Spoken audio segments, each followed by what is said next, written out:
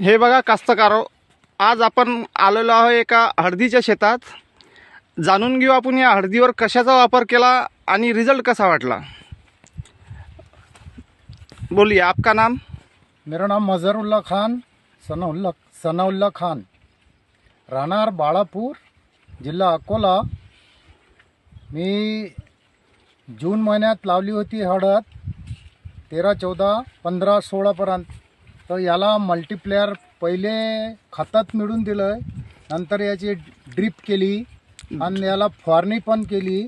आता तुम्हीच पहा हे हळद कशी आहे आपली. त्याचा रिझल्ट म्हणजे एक नंबर रिझल्ट आलेला आहे. आता हे याच्यावर काही रोग नाही ना काहीच नाही. आता तुम्ही स्वतः पहा हे प्लांट कसा दिसते.